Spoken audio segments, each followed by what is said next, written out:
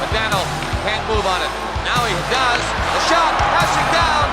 Rebound, score! Hey, welcome to the Toe in the Crease podcast, where we talk about anything and everything to do with the NHL. I'm SJ, that's the co-host there. Yo, it's WillyDubz. What's up, everybody?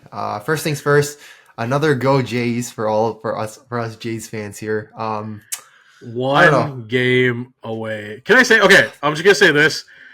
This is win or lose, and if they lose, it will be heartbreaking. This is my favorite team because people don't understand, like, Toronto sports is not known for being resilient for the most part. Like, yeah, a lot of collapses, again, a lot of heartbreak. Like, yes, like the Raptors won, right, but it wasn't, and I'm not going to discredit the Raptors title, but it's like a lot of things broke their way, and they didn't really have to, I don't want to say they didn't have to overcome adversity, but there wasn't internal adversity. Sorry, I would say internal. There wasn't adversity that to directly overcome during the playoffs, if that makes sense in a way, right?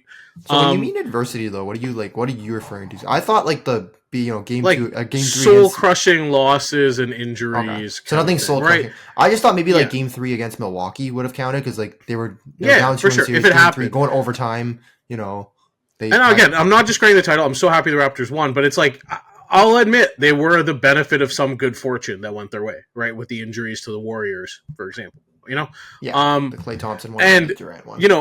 But prior to that, right, all those years, like I remember Jonas Valanciunas and like 2 other guys missed the tip in game 1 against the Cavs in the Eastern Conference semifinals, and then they just got swept, right?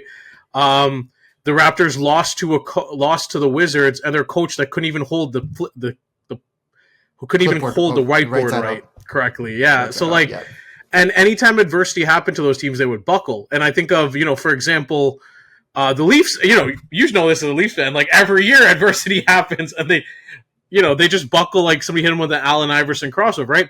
This team, the resilience is insane. If you think about it, right? Like, let's just walk through it here. Go on this path with me. Bo Bichette, number 2 hitter on the team, or at worst top 3 hitter on the lineup, out for most of the playoffs until he comes back for the World Series. And even then, he's like game to game. Sometimes he has to be pinch hit.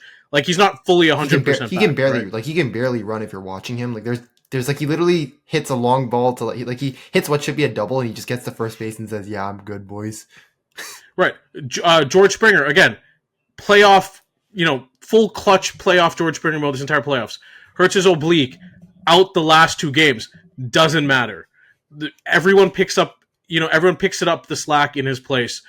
And then you think about going through 18 innings and losing on a walk-off home run. That would crush most teams. And it's crushed Toronto teams. Like, those type of losses have crushed Toronto teams in the past. Didn't matter. They acted like it didn't happen.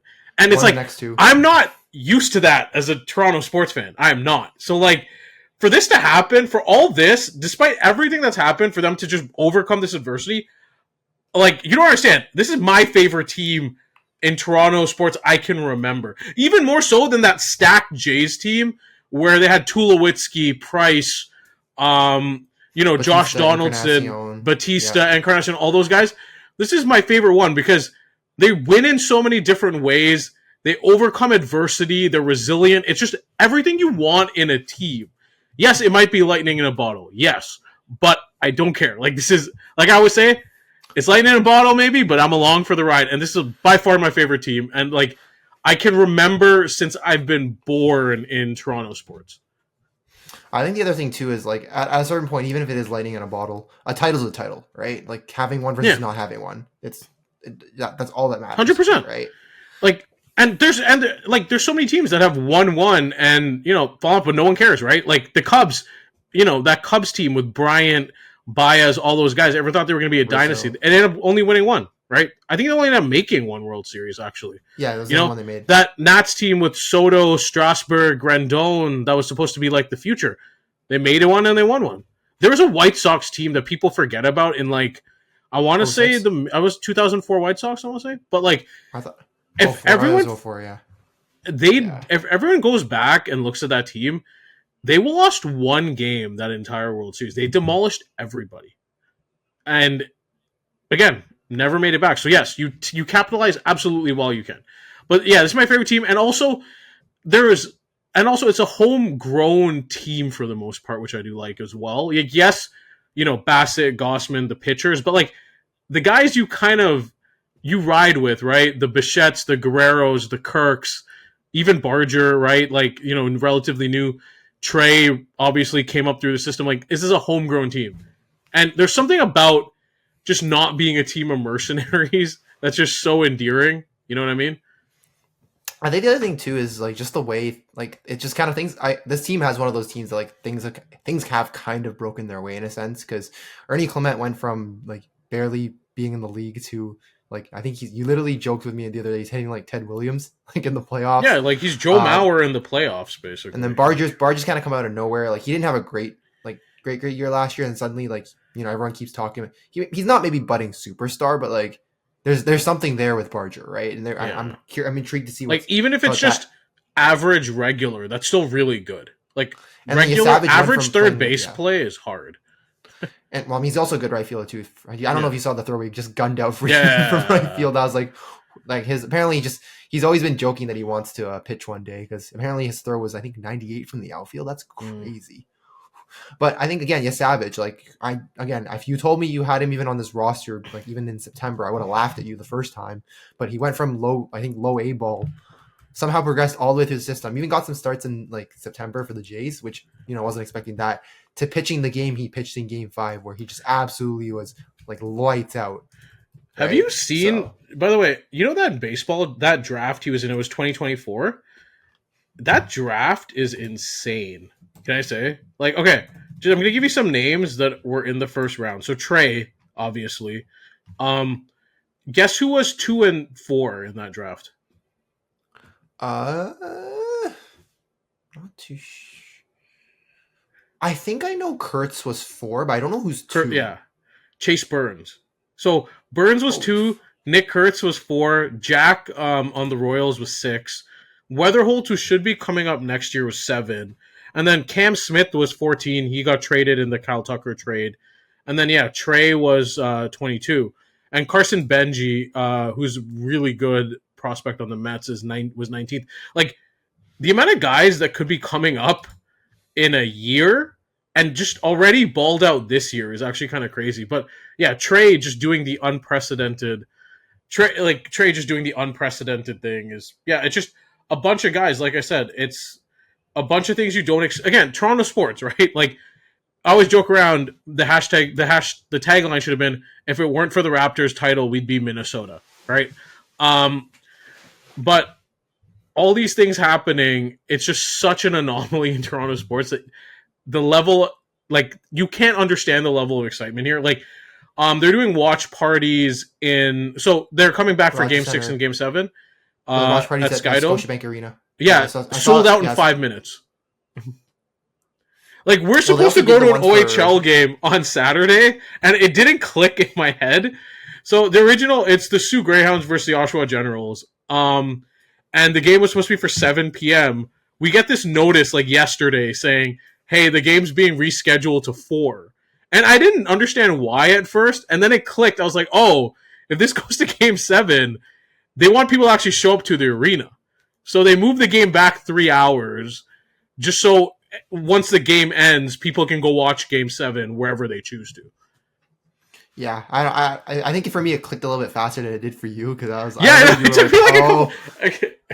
you did it like was it a few hours after you were like I was like in my head I was like I didn't think it would take you this long to realize, but I guess onto the topic of that draft you were talking about, is it more common now that a lot of these baseball these prospects are progressing a lot faster now? Because I feel like I will say maybe with the college guys, because like if you look at the commonality, Trey went to East Carolina, Burns went to Wake Forest.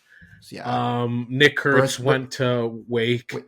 And Jack went to Florida. So it's like guys in college are already 21, 22 by the time they come out. So that kind of makes sense a little bit, I guess, or 20. Also, can I say if you're Wake Forest and you had both Burns and Kurtz, I feel like you should have did they win the title that year or no? I don't know. I think they've only won one World Series in the College World Series in their lifetime, I want to say. Oh yeah, the 1955 one. Let me see. That's what the did last they time do? they won it. They went 3 they went 0-2 that year. Dang. Okay. Wait, They did really good in you're telling me 2023, though, I guess. They were first ranked in 2023. That was probably with Kurtz and...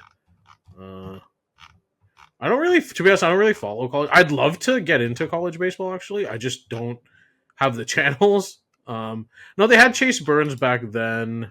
Who else did they have? Yeah, I'm just trying to check. Yeah. Wait, they went 0-2 in 2020. Damn, they only played 2 games that year? Or was that just like 2 games in the Yeah. But they were 2 number games in third ranked. Oh, okay, here it is. The 2023 team. Yeah, they finished they, third in the College World Series, right? Oh, they didn't have Chase Burns that year, though. Huh? They didn't have Burns or Kurt, so they were the year out. That's interesting. Imagine getting worse with those 2 guys. Yeah, it's crazy, right? Oh no, sorry, they had Kurtz here. Kurtz was a sophomore only, so they had Kurtz. They had Rhett Lauder, who pitches for the Reds, but they didn't have Burns, from what I see here. Interesting. That's all. That's kind of a little bit unusual. I don't recognize any other names here.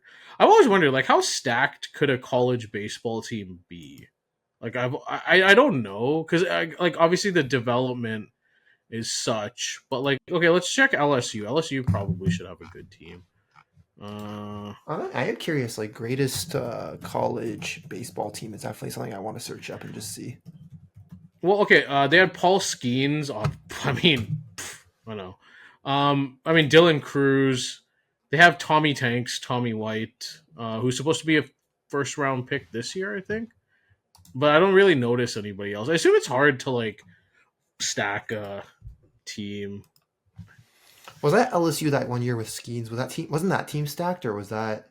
It was just basically like, in terms of guys who are gonna go pro, it's Skeens, Cruz, and Tommy White. But Skeens went 1 and Cruz went 2 in the same draft. Yeah. Oh, geez, so they had the top 2 guys. That's crazy. Although I guess like Wake Forest almost technically had that. They had Kurtz at 4 and Burns at 2. Like, practically they could have had something similar theoretically. So it's kind of crazy. Damn. Yeah, there's not a correlation. I don't think there's a strong correlation between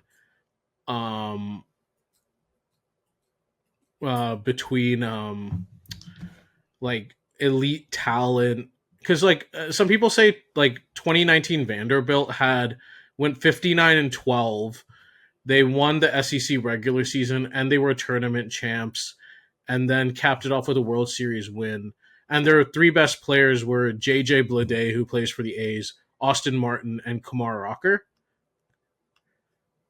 Oh yeah, Martin was the Jays like top 5 pick, right? I think that. Yeah. So like, I don't think it's quite. I think it's hard.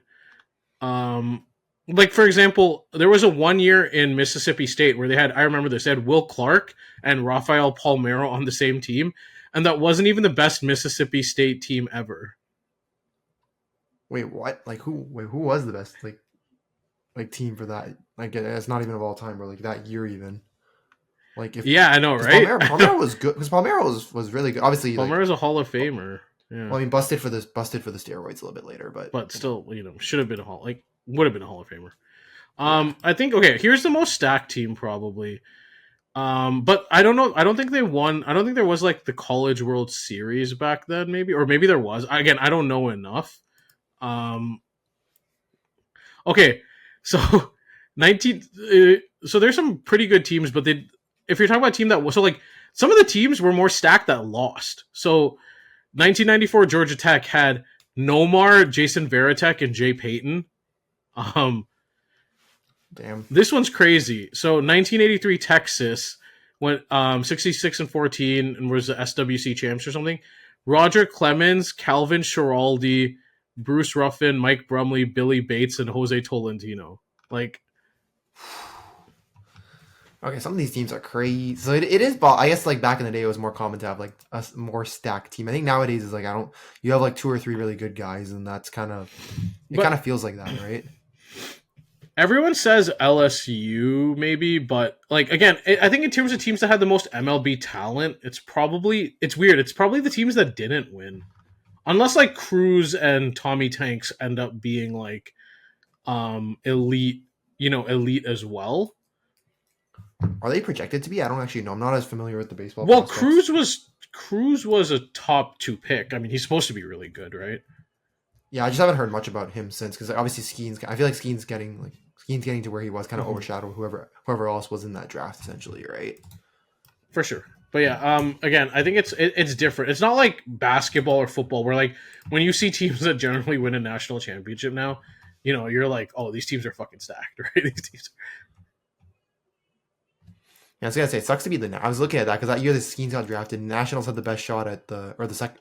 Or they were tied for the best shot for the first pick, and then they ended up getting the second pick. And I think there's a massive difference between Crease and Skeens. I think Crease will still be good, but yeah, definitely a difference in terms of impact for sure. It sucks because I don't want to be mean. I would have rather him gone to the Nats because like I feel like what the Pirates are doing are just like, just like or what they're surrounding Skeens with is just borderline negligence.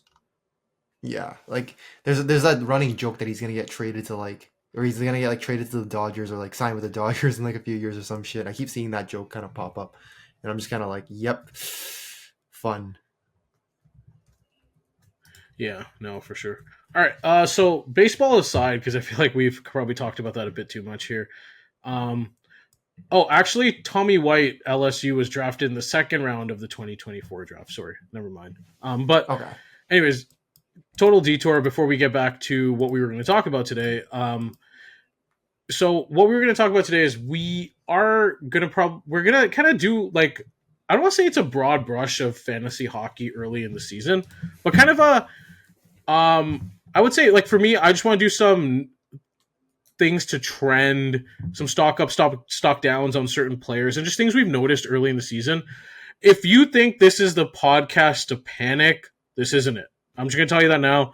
I'm not worried about guys who have really good deployment, are in really good situations, but maybe the production's not there yet.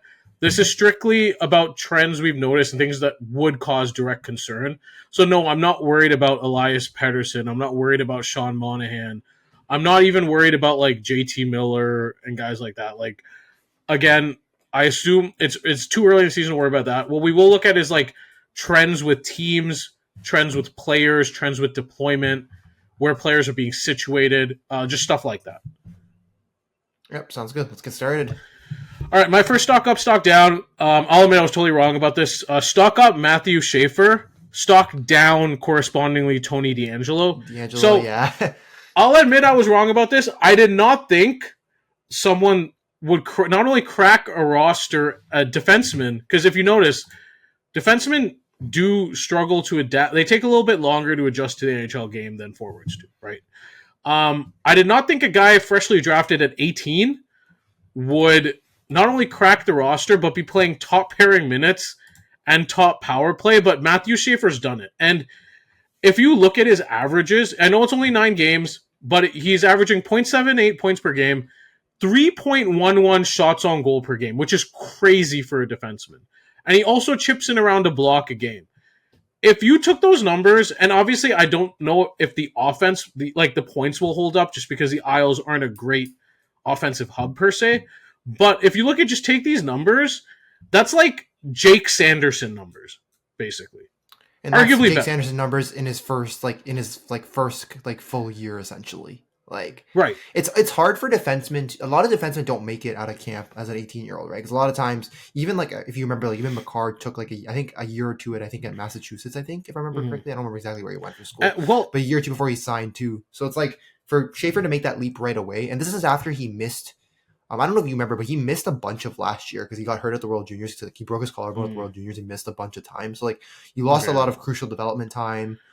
He still went number 1 in spite of that. And then even after that, it's he made the roster straight out of camp and basically just took PP1. I think was it the first within the first after first week, yeah. First week, he essentially just took PP1. I was like, yeah, this is mine, bro. And so here's the thing, you think about the other defensemen that are even older that have coming in not made Zeev Bouillon's still struggling with the defensive side, and you can kind of see it. Zane Parekh, again, struggling to adapt a bit as well. He has power play 1 now, but you can kind of see the younger defensemen, even guys who have been in the league a year or two, are not adapting their offense already as well as Schaefer. And there are other guys too who have been drafted earlier, like Sam Dickinson, who's, still hasn't really made an impact offensively yet, but has the potential. Like, guys take time. Schaefer's again, I always try to resist from drafting draft-eligible rookies unless they're going to be first line right away, because it does take time. Generally, Schaefer's been the exception, and here's the thing. He's the future of this team. He's 18. He's already shown he's probably their best defenseman, so he's not moving off this deployment. Like, this deployment is set in stone as far as the Islanders are concerned. So for me, it's a stock up because, again, I thought maybe it would take, if he was going to break camp, it would take half a year, 55, maybe even 60 games in. They're like, hey, we'll see what we have. But it's right away, and he's going to hold it for the rest of the year, barring injury. So because of that, I absolutely have to have stock up. And when we do our shuffle up of rank, our tier list, he's probably going to be pretty high up there. And I get stock down Tony DeAngelo because now he's line 2, power play 2, and there's just no value there at this point. Yeah, I think that's kind of the risk I had. I didn't really want to draft DeAngelo. I was my understanding was he was gonna lose it at some point. Realistically, if he lost it within the 60 game part, that might have been the only scenario where it would have been okay. Because I think by 60 games, you've maybe gotten almost a full regular season of fantasy out of the way. It would suck for the playoffs if he didn't have it, but essentially if you got him for that much, at least you got value for most of the year. But the fact he's already lost it right now just means he has absolutely zero value for the rest of the year. And we're what? Mm-hmm. I think we're 4. Actually, as of yesterday, I think he was third. He's third pairing power play 2. So yeah, next to no value. Oh, he's lost even more value. Great. Yeah. Somehow it's gotten even worse. Okay. Well, this is. You think he's gonna punch out Matthew Schaefer or punch out the backup in? Bro, if he punches out Matthew Schaefer, they're gonna send the mob after him on Long Island, man. But also, is it just me? I'm a random no for Schaefer. It's just, I don't know. Again, with his story and everything, it's just easier to root for the guy too, right? But again, it's not only the production, it's the external factors. He's the number 1 pick. He's the future of the franchise. He's already succeeding. There's no argument, barring injury, to put DeAngelo ahead of him. So I have to have my stock up on him. It's not, and this doesn't seem like a fluke, because when you look at the pedigree, these are all, from what I've read from the scouting report after the fact, these are all things he can do. So he might just be that, generation. Everyone talks about generational players. For a guy to do this at 18, he just might be that generational defenseman. Yeah. No, I'm with you on that one. And I am a little bit I am kind of a little annoyed. I wasn't particularly looking to draft him, but I thought maybe maybe he might not be a bad guy to sneakily grab later in the year. Guess that's not a possibility anymore in our league. Oh no, our league is so aggressive with young guys. It's ridiculous. Yeah. And unfortunately, this is the 1 year where it's worked out. Grabbing young guys has kind of worked out too. Because usually you and I are right on the thing about we just don't grab them, and or I think if you and I usually grab them later in the year, because usually people drop them and then usually it works out for one of us. But apparently not this year. Yeah. All right. Next stock up for me, Leo Carlsson. So here's the thing. Last year he had line 1, power play 1 for the most part. McTavish took over at certain points. It honestly didn't look that great last year, and there were real concerns that McTavish might be the number 1 center by maybe as early as 30 games into the year. The start Leo Carlsson has is completely halted all conversation of that. Right now, Leo Carlsson's averaging 1.22 points per game. The shot, the best thing, the shots have gone up. And the total shot attempts have gone up. Almost up to 3 shots a game now, too. So last year, he was at 1.5 shots on goal per game and 2.99 total shot attempts. Total shot attempts is also indicative because it gives you an idea of how much they're doing throughout the game. At least trying to do. Yeah. That goal went up to 2.78 shots on goal per game and 5.56 total shot attempts. And not to mention the face-off wins if you're playing a league that has that like I do, that's gone up as well. Everything's gone up by such a substantial margin that I at first I don't know what to make of it. So I decided to watch 1 or 2 Ducks games. He looks legit. The skating, the playmaking, Joel Quenneville's system has allowed him to kind of do more and even make mistakes, which is nice. And he looks really good. And he's elevating whoever's on that line, whether it was Kreider who was there before he got hurt, and now Cutter Gauthier. If you look at Cutter Gautier's numbers, once he's on Karlsson's line, it's like a night and day difference. I am all in on Karlsson. And I didn't expect to be. So, like, again, you're talking about a guy that right now is at 1.22 points per game. His highest prior to this year was 0.59. Like, that is an unprecedented jump. Do I think it'll stay around the whole season? Probably not. But if you're talking about, but even if you probably dips to like 0.8, 0.85, or even 0.75, like, I think the value. If you grabbed him off because most of you probably grabbed him off waivers like after the draft, or like took him in the last round or something, or like in the first, you picked him up after the first week because like maybe like or during the first week, second week kind of thing. Like if you're getting that kind of value from a player like off the wire or in the last round, like that's insane value because a lot of the times with last round and waiver wire picks and stuff, you're not getting very much. It's kind of like temporary, like injury fill-ins usually. That's the way I look at it. It's like somebody got hurt, let's grab this guy that's gonna take their spot on PP1. Maybe he'll give me some value for a bit while X, Y, and Z is out, right? But he's gonna be a mainstay at this rate. He's gonna be a mainstay on your roster for the year. He might be your second. He might be your third center realistically. Could even be your second center if he keeps up this kind of production. And if you're getting that out of like a last round pick or waiver wire pickup, that's insane value. 100%. Yeah. So again, Karlsson, the Gauthier one, I'm a little wait and see because he does hit and he does shoot. But I'm curious to see when Kreider comes back what they do. The Ducks are in an interesting spot because they have veteran players that are playing well. Like Terry and Kreider, say what you want, are playing well, but they have guys like Seneke and Gauthier that are also playing really well too. So it's kind of an interesting. I'm kind of curious to see what happens with how this I'm kind of curious to see what happens with this roster composition and how Joel Quenneville ends up shaking everything out going forward.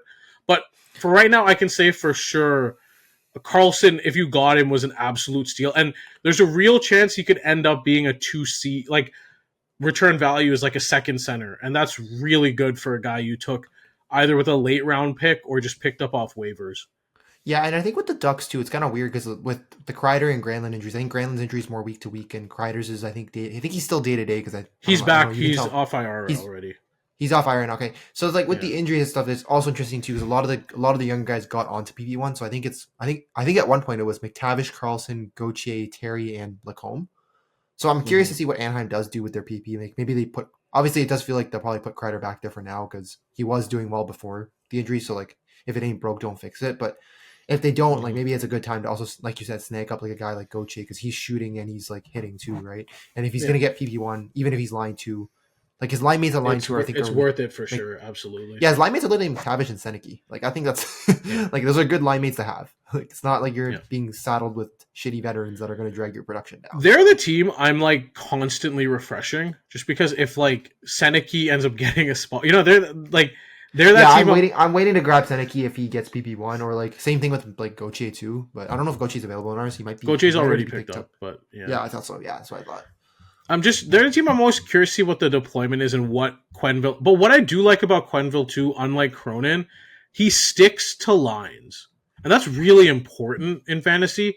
If you look at compared to Cronin, who is shaking up everything almost on a like biweekly basis, like barring injury, Quenneville stuck to his lines and he stuck to his power play deployment. So it's actually really easy to plan for to an extent, which is also very valuable as well. Well, I was going to also say too, like there's a massive difference between Quenneville's system and Cronin's system, and also Cronin's not the kind of like I don't know. We kind of knew Cronin wasn't a good head coach, like all the things we talked about in previous episodes and stuff. So it was nice for the young players of the Ducks just to get a fresh guy coming in. Yeah, like basically I want to say like a fresh start and like a fresh system that actually benefits them because they have all this young offensive talent. Like make use of the Ducks are chaos incarnate. They give up chances, but at least unlike last year, they're creating chances, which is nice. Like. Normally, and again, by their standards, they're creating chances. Because there are still issues with their depth lines, but their first line and their second line have been playing pretty well. All right. Now, moving on to some stock downs of some younger guys I want to talk about. We have to balance it out a little bit because I've been heaping on a little bit too much praise here. Stock down Matty Beniers. Look, I had him for like a week. I just don't see it. Right now, he he's been bumped. If I remember correctly, I don't know if this has changed. I'm just gonna double check. You're talking about his deployment, right? So he is still line 1, power play 1, but it's what he does with the deployment that bothers me. And there's no noticeable uptick really in anything. Like if you look at his numbers, like yes, I he's think apart finally from his shots are up have a small uptick, but I think that's the only thing I've seen an uptick in, right? It's just the shots. His shots have went up to 2 shots even from 1.79, but like it doesn't feel, it's not the same jump as like Leo Carlson, for example. Yeah, like 1.5 to versus almost 3, right? There's a difference. So and the points are still at 0.6. I mean, he's still a decent source of face-off. Which is funny because I think that's all jokes aside. That is almost like a small uptick in itself. Although I don't know if that says more about how bad Beniers has been rather than like the fact maybe he's improved. I don't know, but like with the new coaching change and Lane Lambert again, you know, granted, I'll say this: it's Beniers' third coach in 3 years almost. I get that part, but it's like there hasn't been any signs to tell me he's anything above a 0.65 guy. And this is one of the, if you look at the analytics early so far in the year, the Kraken are last in expected goals for, they are second last in scoring chances for, and they are dead last in high danger chances for. Like, this isn't a team that's generating a lot of offense. And they're really being buoyed by Joey Decord playing really well. Like, the record's a little bit inflated by Joey Decord playing really well. And if I remember correctly, and their shooting percentage relative to their volume. So, like, they're 16th in shooting percentage, which is good when you consider how few chances they're generating. They're 30th in the league in shots, right? So, right now, this isn't a system that's generating a lot of chances. There are some decent depth wing guys on the team. Like, again, I do like Jordan Eberle, and when Jared McCann comes back, I think those are two. And Vince Dunn's, like, been around 0.55 in that range for a power play 1 defenseman, which is rosterable 100%. But Beniers, to me, I don't see it. I like it, just nothing. I'm not going to count the shots going up a little bit as like, oh, he's fine. Like, I don't see it. The play, like, he looks like exactly the same player as he did the other. Because I think the way I look at Beniers is that he went from like unrosterable to like essentially he's just barely rosterable. That's kind of the way I see it. Like, it's not, again, it's still stock down because, like, for a guy you draft second overall, I kind of expect a lot more, out of you. And again, if you're playing first line minutes and first power play minutes, I still expect a lot more production. But like, it kind of feels like he just went from unrosterable to like just barely rosterable, and that's not really good enough in fantasy hockey for anybody. Like, exactly, you can find if you're barely rosterable, you can essentially just rotate guys on the wire with other guys and just like hope it works. And I'm also concerned that Seattle's offense, the 2 highest guys in shots on goal per game, two of the highest guys in shots on goal per game are Vince Dunn and Brandon Montour. Defenseman, right? So I'm like a little bit concerned as to where that's trending, because right now they're 4 highest guys in shots on goal per game. Montour at 3 shots on goal per game. Jared McCann at 2.8, and then Vince Dunn at 2.6, Eberle at 2.4. So when defensemen are 2 of your leading shot creators on the team, that's a bit concerning for me. So I don't like the way this offense is trending going forward. Now, he'll probably get a fair amount of assists just because I think Eberle and McCann are solid wingers to have, like, support wingers. But overall, I'm just down. Like, if you want to grab him as an injury replacement for a guy that gets hurt, fine. If you're looking for maybe a temporary Josh Norris replacement or something like that, sure. But outside of that, I don't see it. And I think, for a second round pick and the hype people have had on him for the last 2 years and the deployment, it's really disappointing to see these numbers and see the production not really pick up in any quantifiable way. Sure, any substantial way, I should say. Yeah. I mean, there just hasn't been very much, like, if he's made progression, it's been very, very minimal at best. Mm-hmm. That's the way I look at it with Beniers. All right. Other stock down. This one probably hurt you a little bit. Stock down to both Trevor Zegras and Matvey Michkov. I dropped Michkov already. I've already punted on him. I'm done with this guy. I don't have time. Like there was jokes with the Michkov and in the Flyers subreddit. People were saying that it looked like he did like show up a bit overweight to camp, which I don't know. If you're an athlete, like we always talk about this, is you have one job, which is just to stay in shape and like, be in your best possible shape and play. Like how hard is it to, and I'm not saying how hard is it, because again, I'll be honest, for example, for me, I have high metabolism. I eat whatever the fuck I want at times, which get away with. But like as an athlete, like you're getting paid to do that. Like, can you not just do your damn job and just like not show up like overweight? Also, you can be out of shape if like you can look out of shape as long as your conditioning's good. Like Ovechkin looks out of shape all the time, but his conditioning's fine. Like, or like you can do that too. Like he doesn't have the same kind of skating as he used to, but he kind of knows how to get himself into the right spots and like where to be in the play. But even when Ovechkin, okay, but this is like 40. I'm talking about like even at his peak, he didn't look like a ripped athlete, but it was fine. Like he could skate, he could get up and down the ice perfectly fine. Yeah, no, but I think his skating was like he was still like when he's a rookie, even like he was still good. Like I'm talking about like rookie Michkov is like looks like he's like lagging around out there at times. Like when you're like video gaming and your character's just lagging across the screen because you have bad internet. That's kind of how I feel about Michkov right now, and I'm just like And my concerns with it's not just that like playing himself into shape is one thing. It's the target system. It's the deployment too, because right now him and Zegras are both line 3 with being centered by Christian Dvorak. So one, they don't have a really good playmaker with them. 2, they're on line 3, and at least Michkov's case, he's on power play 1, but like Trevor Zegras isn't even on power play 1 at this point. And again, you look at that, they're on the third line. And again, Michkov third line power play 1, Zegras third line power play 2. And the other thing we have to point at, and we've talked about this countless times, I feel like, but the Rick Tocchet system is a very low event system. And what I thought the hope was for these two beginning of the year is because they're kind of the future upside of this team, that maybe they would just get the deployment line 1, power play 1, be able to make mistakes and figure it out as the year going on. Because these guys are building blocks. Like this team shouldn't be trying to make the playoffs. Well, Michkov more than Zegras. For sure. I think Zegras is more of a flyer just to see if he still has it in him. And then Michkov is the guy they drafted. Played pretty well last year, given the circumstances. But this year they just haven't been given any run. And then in Michkov's case, being a little bit out of shape coming into camp, not having the deployment, being in a system that doesn't really fit his style of play. Like I think we talked about it. Like they kind of want him to play like more of a north-south kind of game, whereas he's more of an east-west kind of guy. So exactly.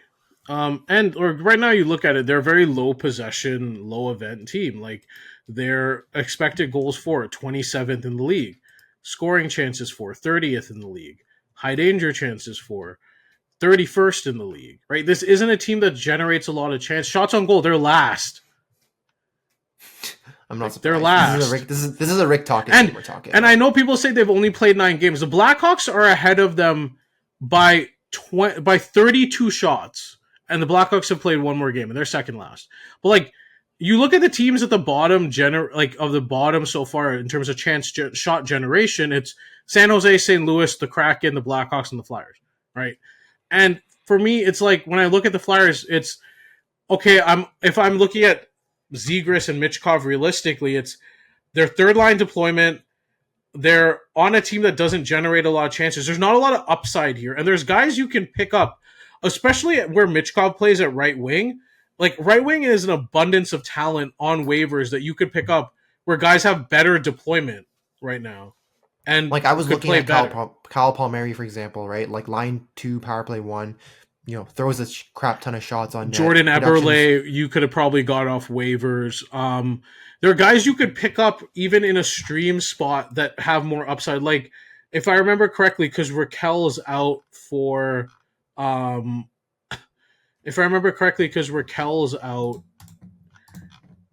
Okay, they at one point they did have Ville Koivunen on power play 1. They don't have him right now. But, like, there are guys you could pick up on other teams that could feel like Jake DeBrusk, for example. Line 1, power play 1.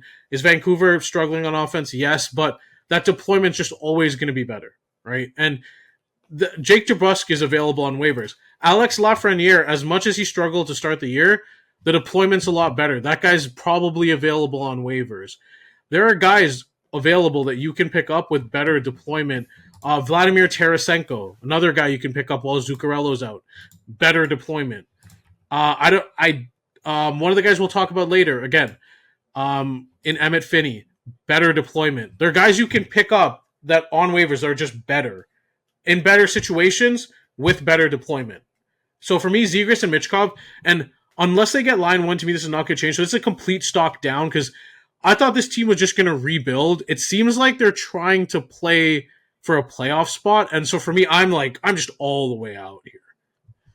Also, I don't understand why you play with a playoff spot with that kind of roster. It just doesn't make sense. But I mean, again, I'm not management there, so I can't really speak to that. But I guess from a prospective hockey fan perspective, like, just doesn't make sense given, you went out and tried to take some flyers on some younger guys, yet you tried to play for the play. It just doesn't really make sense. Like, the direction you're going in doesn't make sense given what the moves you've made. It's the Flyers, man. Nothing ever makes sense with these guys. That's fair. Like, the whole direction for the last, X amount of years, it just felt like I just don't understand it. All right, but I will say the Rick Tocchet system does benefit one guy, and this is my stock up for the Flyers, Darth Vladar. Dan Vladar is a complete stock up to me, and I'm not just saying this because I picked him up in our league. Here's the thing: all this stuff I talked about with them playing low event hockey, they also compared to so here. Let me break out some numbers for you again. Shots against, they are first. Expected goals against, they are first. High danger chances against, they are first. And you know who that benefits? A league average goalie. And that's what in reality, is Dan Vladar probably a Vezina candidate? No. But he's shown in bad situations he can be at least a league average goalie. And with this level of defensive commitment around him and this level of low event hockey, he can provide solid goalie 2 numbers. And he's definitely ahead of Urson, because Urson in the same situation just has not been as good. Urson somehow has a negative goal. Yeah, the Urson of last year, the Urson and Fedotov of last year were just one of the worst goalie tandems I've ever seen in the league. So I'd like to think that I'd hope if you're Vladar, you are ahead of them, but it's not a very high bar to begin with.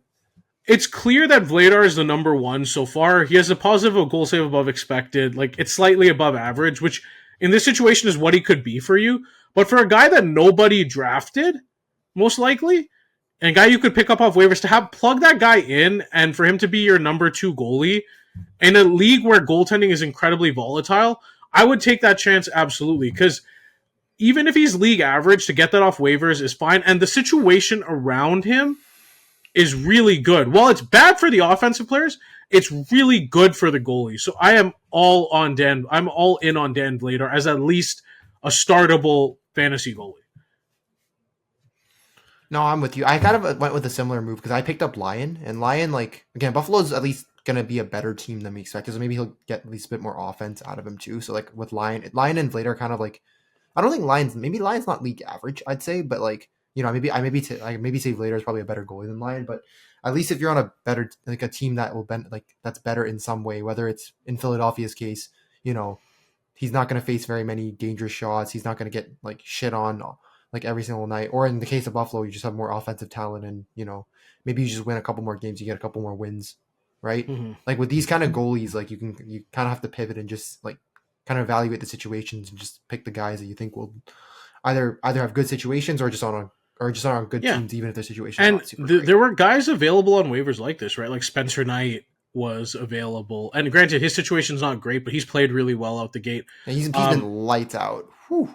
Another guy, while the underlying metrics aren't great with Pittsburgh, but Artur Silov's again been playing really well so far, and again, just a guy you can pick up and just try it out for a bit.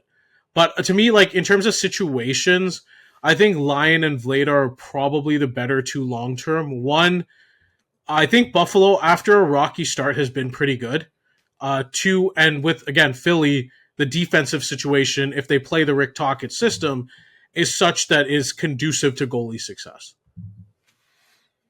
Yeah. I think with the top, I mean, anytime you have low event hockey and you're basically like what first and basically all the defensive, like all the advanced defensive cats. I think your goalie should be fine unless they are. I don't know. I'm trying to think of who's a really unless you bring back Fedotov, maybe that's a little bit different. I will say too, Rick Tocchet generally in his career for fantasy goaltending has been pretty good. You think of the Kemper Ranta years with Arizona. You think of Lankinen and Demko, and then you think of Demko like. Fantasy goalies have generally been okay, pretty good to hold under a Rick Tocchet system. So I think I was curious to see what the defensive numbers would look like early, but it kind of seems like they're just playing Rick Tocchet hockey, and I think that plays really well for Vladar going forward. If you drafted Zegras and Michkov, if you clicked honestly, almost like any fantasy, it's weird. Like the worst player, like the guys you wouldn't draft, like Couturier. Owen Tippett, like the guys you were kind of iffy on are the guys doing well. And then it's the young guys that you all targeted, like the Michkovs and Zegrases, who are just complete, like either ass deployment or just like even with okayish deployment, they still haven't been great. Like for in Michkov's case, shots are down, overweight, the playing style doesn't fit him. Production's down as well. Deployment's iffy. There's a lot of things that are wrong with the guys you would have drafted, and then there's a lot of things that went well with the guys that you wouldn't have drafted necessarily. Exactly. So stock down the entire Flames raw. I don't want a single person on this team. Like, stock down the entire Flames roster. I do not want a single player on my fantasy team on this team. Well, to point this out, they're 32nd in goals for. They're literally the bottom team in goals for. I think they're barely averaging 2 goals a game, which, just it's kind of impressive in today's NHL if you think about it. Yeah, I will say shots. I think shots in general are down across the league, but even if shots are down, you can't be 32nd in offense, right? And the problem is with being.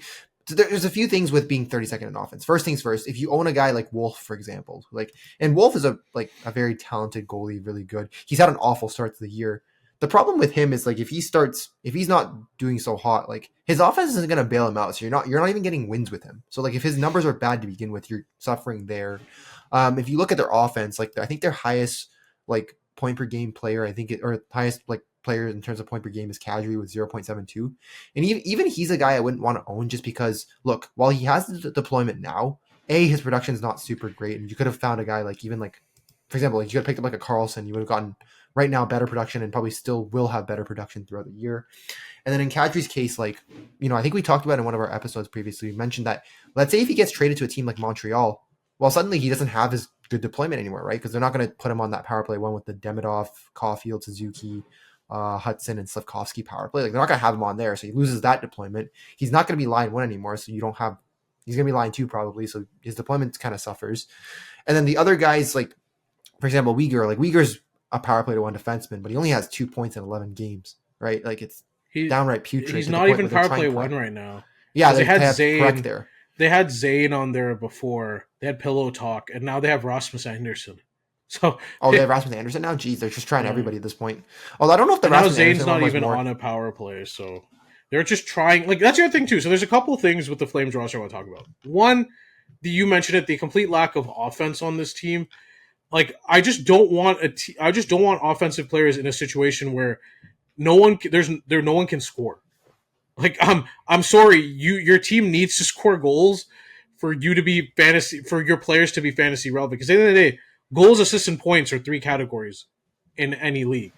The other thing too is I guess even in points leagues too, right? They're the ones that probably generate the most points realistically. They're also second last in power play percentage right now, right? So it's power play points are a thing too. So you know what's sad? They're second last in power play points. Yeah, they're second last in power play percentage, despite getting the third most. It's tied for second in most opportunities.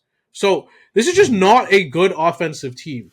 And the only guy I would have said that was rosterable was Mackenzie Weegar, because if he's on power play 1, he at least provides good peripheral categories. So if you're getting a guy that's around 0.56 with good peripherals, you'll live with that. The problem is he's not even 0.2. I don't even know. He's 2 points in 11 games. He's not even close to that 0.5 points per game, and he's not even on PP1 now too. So it's there is literally no reason to own him. Right now, they're trying shit. And when they're trying shit, that means guys are getting shuffled, lines are being blended. That's also not a good thing. Again, guys might be traded because this might just be a tank for McKenna year. Also a bad thing. And you combine all of that with, again, as much as I love Dustin Wolf and the talent is there, if guys are getting traded, if lines are being blended, and this team can't score, it's a really bad situation. No matter how good he is, it's a bad situation for him to be in. Now, I'm not saying if you drafted him, not if you drafted him, I'm not saying drop him, but like if you could maybe try to trade him for a goalie in a better situation, I would think about it for sure. Just because I don't see the win upside here being that high. You'll probably get shot. You'll probably get a ton of saves, but I don't know how good the percentages be either, because he might be one of those guys that might be around like 908, but have really good goal save above expected. And but even that hasn't been good. Even that hasn't been good to start the year too, right? Like he hasn't. I think he's bottom 5 right now. So while that's good in real life, for what he is going forward, it's not great in fantasy. So I would be looking, if like you can trade off the name value, I'd be considering it. Maybe you could buy low on like another starting goalie. But honestly, like if you asked me Vejmelka for Wolf, I didn't think I'd say this to begin the year, but like I'd think about it, honestly. The way Utah's played, I'd think about it. Well, I was gonna say if you're basically taking anyone on like Utah's power play 1, like that's probably, I was gonna joke, that's probably another stock up, right? Like anybody on Utah's power play right now. Yeah, absolutely. Well, I mean, we knew Utah would be good though. Like, but I don't think you thought they'd be this level of good, right? Because like I'm gonna say this, for example, like a guy like Nick Schmaltz, right? Like a guy who's always around 60 points. Nick Schmaltz always has like a month where he's on fire though. Yeah. But I did look a bit at his numbers. Like I'm not saying he'll stay at point per game, but like I think he'll be a lot better than whatever his usual 60-point output is. Because like I think contract year. Contract again, there you go, contract year. That's another thing too, right? Like he's realizing all these guys are getting signed, and Nick Schmaltz wants to cash in, ladies and gentlemen. He wasn't even paid that horribly, right? Like I thought he was making like 5 or wasn't he like? He wasn't even being paid that badly, but like I mean, you're like in a free agent class where there's looking like there's gonna be nobody except Alex Tuck, he suddenly looks very appealing. It's the it's the girls at last call argument, right?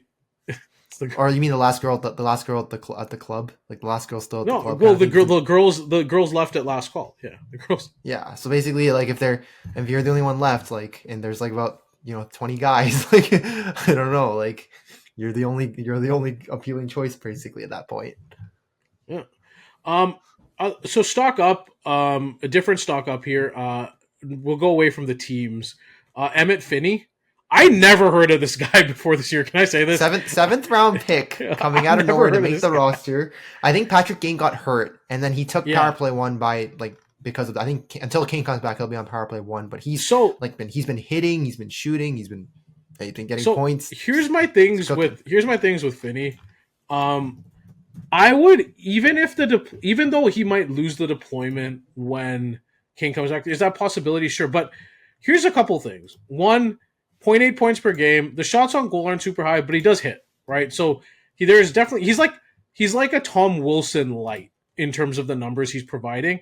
And he's line 1, power play 1. And here's the thing I will say.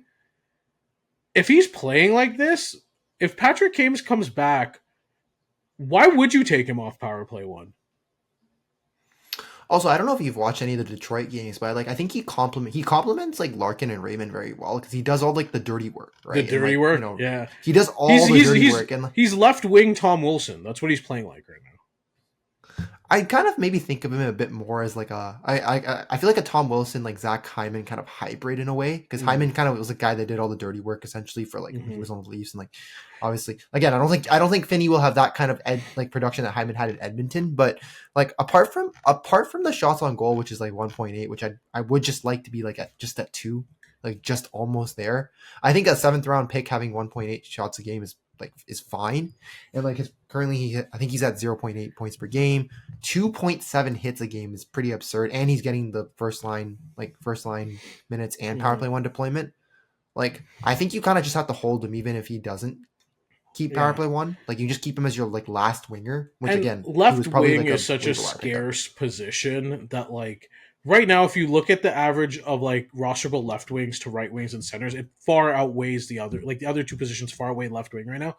I think you keep him, and you see what happens when Kane comes back. Because one, again, with his age and the way he's playing and his chemistry, I don't know if they take him off right away. So I wouldn't drop him just because Kane comes back.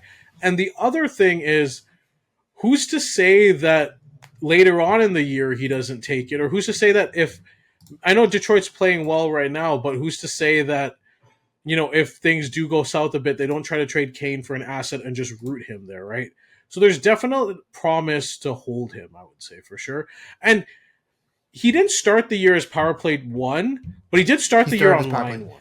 He started on line 1, he started on power play 2, and then I think with the Kane injury, he moved up to power play 1. And I mean, even if he stays on line 1 when Kane comes back, like I don't think his line 1's affected by Kane coming back. So there's still absolute roster play. And for a guy you could have picked up off waivers who, like I said, I never heard of until the season started.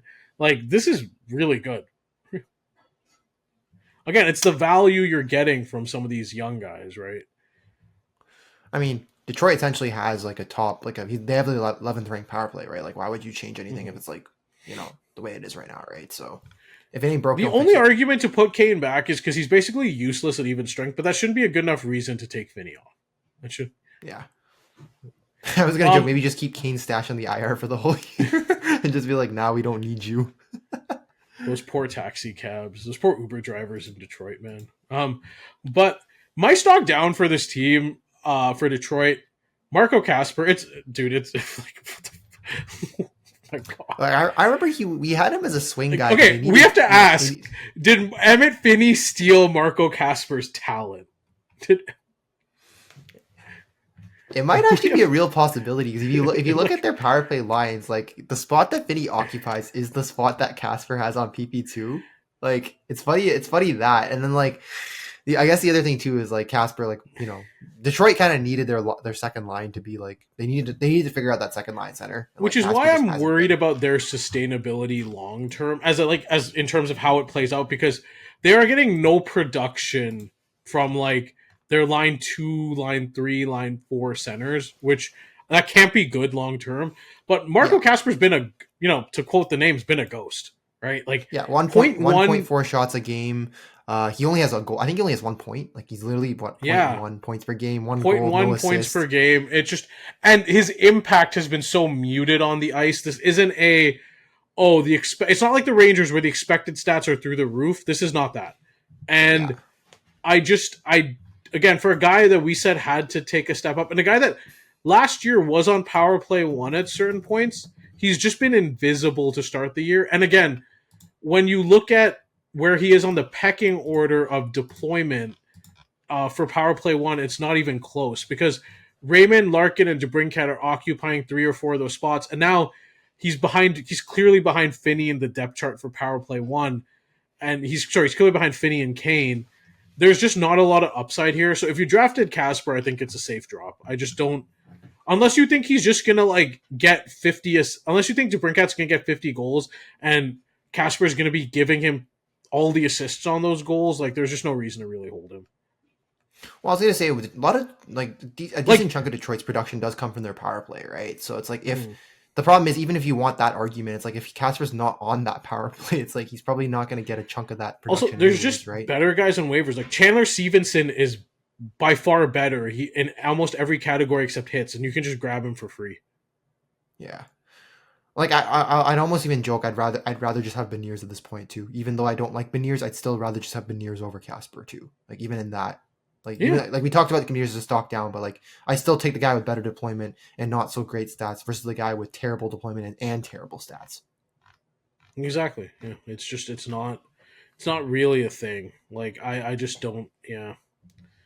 All right. Moving on to. Did you have it? By the way, before I just continue, did you have any ones you want to mention specifically, or? I guess stock down right now. I think I had one stock down that we maybe didn't. It might be a stock up / stock down, although maybe not necessarily for the stock up part. That one's a little bit muted. So I was gonna say stock up Jakub Dobish and then stock down Samuel Montembeault. So the problem with that is... I'm just gonna eat it. I might have been really wrong on Montembeau. I'm just gonna eat that one. So the problem with the Montembeau Dobish one is that it does seem like Martin St. Louis, like I do respect this about him, is that he will go with the hot hand and he will say, look, I don't I don't care who, like if you were the backup before, if you're playing the best, you give us the best chance to win. And like I think when I was looking at it, Dobish has started 5 of the last 7 games, which is a bit of a concern if you're a Montembeau owner. And if you own Montembeau, if you look at his like advanced numbers, I think he is third last in goals saved above expected with minus 6.3.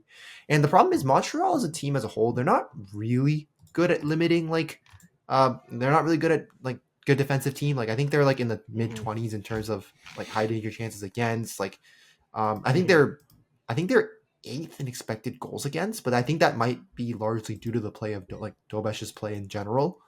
So if you grab Dobesh, like he is a good pickup for the time being, although I would be concerned about the sustainability of it given like Montreal's defense as a whole.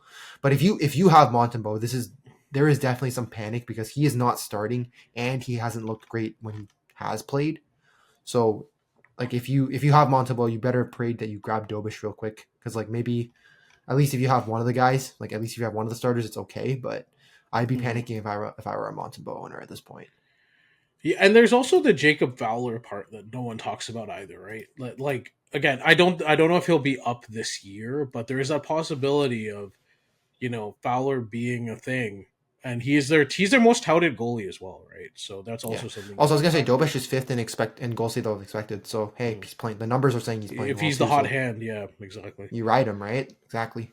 Another young goalie. I think we were right on. Stock up, Jack Reeves. We were right, at least so far.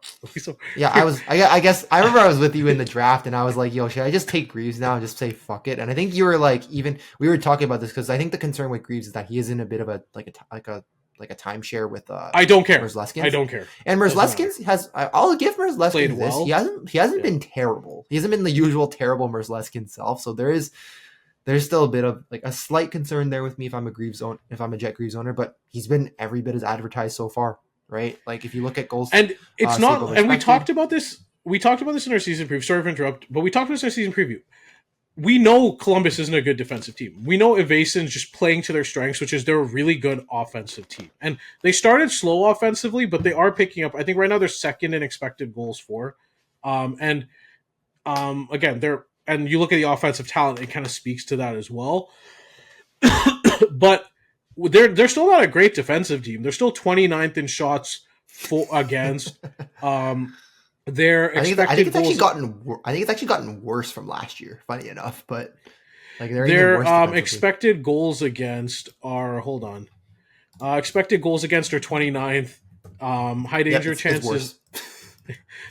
High danger chance against are at least 21st so far. So that's not zero. But my point is, we knew that it would be an iffy defensive situation and 100% a work in progress, given A, the talent on the roster, B, the amount of young guys on the roster, right? Again, young players aren't usually good defensively. It's just the nature of the beast. But despite all that, Jack Greaves has been really good. And we talked about that last year where we saw it in a small sample size. We just wanted to see it in larger samples. And granted, it's only been 5 games, so you could still say it's a small sample size. But yeah, he is 7th in goal save above expected. And if you watch him, the eye test plays it out. Like he is basically the backbone of that Columbus defense. And Columbus's offense is good enough to where if he can hold the fort down, they'll get wins. And if you talk about a guy that gets wins, gets saves, and puts up good peripherals, that's going to play in any league. Yeah, but I think for those who don't know, I have Shesterkin, Greaves, and like I've gone with the Lion Pekka Luukkonen duo just because like I think I wasn't sure who would get it in Buffalo. I think you went with Vladar. That might be the one I slightly regret on. I don't know if you feel differently. Like maybe maybe at least Buffalo's like a better team. I think it's fine. Like I think it's fine to have either Lion or Vladar, but like again, like Greaves has just been a revelation for me. Like again, like I wasn't sure what was going to happen with Shesterkin this year, like given last year, and Greaves has just been. Think about the goalies that went ahead of him, right? Like okay, granted. So I'm gonna just bear in mind, like our league is a keeper league, so some of the guys that are in certain rounds are kind of weighed a little bit differently. I'm just gonna give you an idea of the guys that went ahead here. For example, just one moment. Darcy Kemper. Just to give you an idea of the non-keeper goalies: Bobrovsky, Aiden Hill, Granted, Anhale's hurt, but still, yeah. Kemper, Ullmark, who's been god awful, Saros, Binnington, Markstrom. Just gonna keep going down here a little bit more.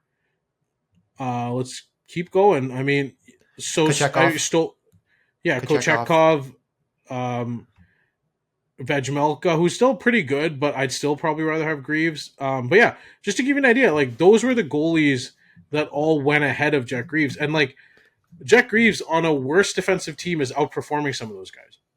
And again, he showed it last year in small sample. Granted, if he carried his play over from last year, he'd be the Vezina winner. But he's not doing that. But it still shows you that there is some sustainability to what he was doing, or there's still some promising signs towards sustainability of what he was doing last year, which is very important. And again, it's going to be on an offense that even if he has a down game, that offense can still pull out wins. Yeah, I think the one down game he had, it was like the one game where the offense didn't really bail him out. I think they only had I don't think they scored very many goals. I think when he gave up those 5 goals. But I think apart from those other here, I'll pull it up because I have him on my team. It might be easier if I just pull him up on my thing. Let me just pull it up. Greaves. Here you go. So yeah, game 1, 2 goals against. They only apparently Columbus only scored once. They lost that one, but 30 saves versus 32 shot attempts, 938, 204, 207, 926, 917. And then the one game where his offense only put up 1 goal, 503, 833.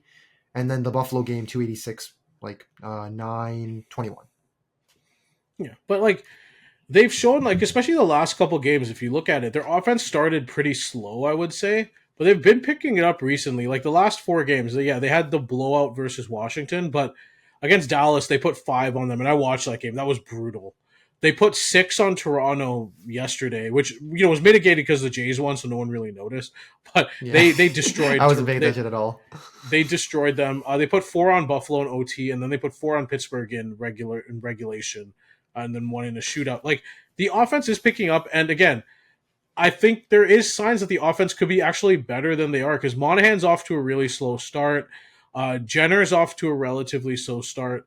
There's certain guys on the team that Ken Johnson's Johnson was off to a slow start too. I don't think Johnson and Monahan will be 0.4 point per game guys. So there's room for the offense to grow. Exactly. Yeah. And I think that's important when you look at, and again, for where you got him, and I listed those goalies that went ahead of him. Those aren't ridiculous names. Those are rational names that should have gone ahead, but it's for where you got him, for him to slot in and put up goalie 1 numbers right now, and that's what he's doing. He's putting up goalie 1 numbers.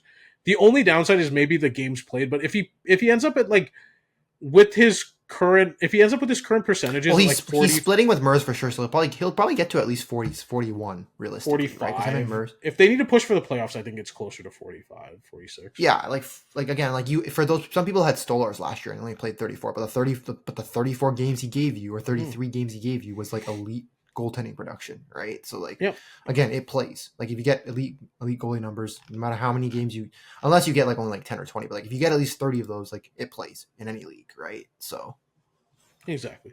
So I'm all in on Jack Greaves. And I'm all in on the Columbus offense in general too. But that's not a needed stock up. We were in on them before.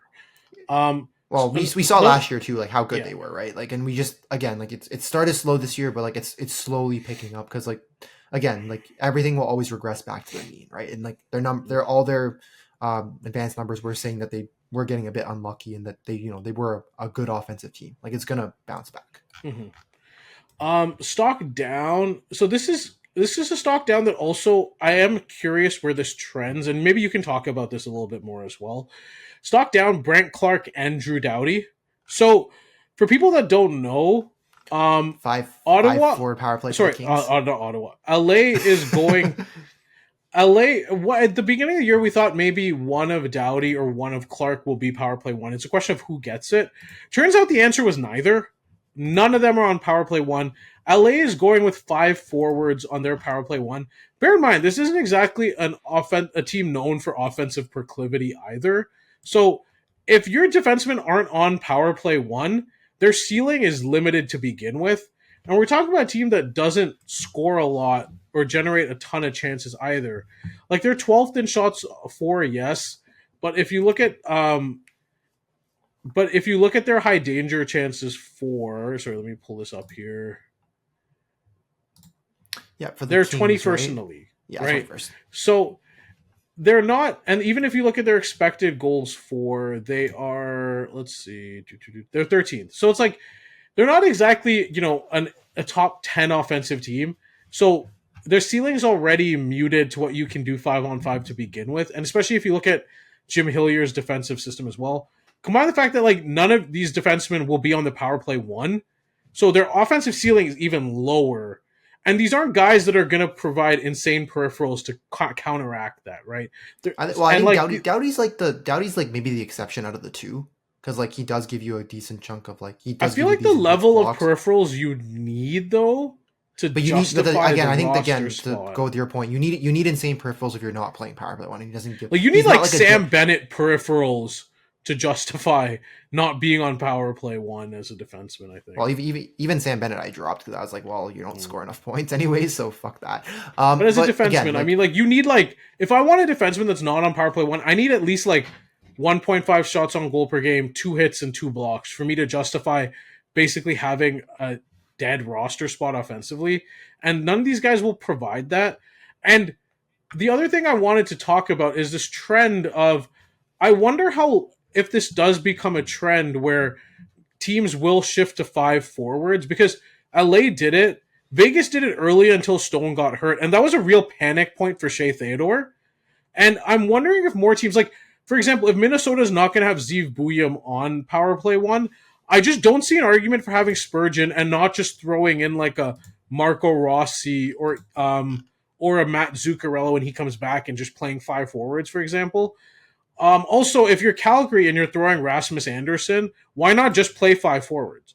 And I do wonder, I know it's only been 2 teams, and again, Vegas shifted back as soon as Stone got hurt, but I do wonder if that's like the next trend that starts going, where unless you have like a Makar, Hughes, Werenski, like that, like a Sanderson, like a really good playmaker defensively, that these other teams just start shifting to playing 5 forwards that don't have that. And the problem when that happens is that, like, power play 1 defensemen are just going to become more scarce, and they're going to become even more valuable, just because like the number, like I was obviously like in most situations you'll see just 1 like defenseman on the power play, right? So if you extrapolate that, that's around only 32 available. Like yeah, but like if you have more teams that are going to do the 5 forward power plays, like I know Toronto did it last year for a bit because Riley was struggling, but looks like they have him back on power play 1 this year. But if you take a few more of those teams that do the 5 forward power plays, maybe that number suddenly drops to like 27, 28, and like suddenly like there's a real scarcity of those power play 1 defensemen, and like well, you're gonna start seeing guys just grab way, right? guys. Let's say Stone didn't get hurt, so now we're down to 30 teams. You're in a 12-team league. That's less than 3 power play 1 defensemen per team. So now all of a sudden, you have to start debating, do I draft these guys? Yes, the forward will produce more most likely, but the drop-off from a power play 1 to a non-power play 1 defenseman, it feels significant unless you're a guy that can, like a Devin Taves or a Heiskanen, who can still put up like 0.5-ish with decent peripherals at 5-on-5. But like it starts to become a real scarcity issue if this starts to become a trend. And I think it's just something to watch out for, that some of these teams that don't seem to really have like their fix for that power play 1 defenseman. So like I mentioned, Minnesota, Calgary, I honestly, there are other Minnesota.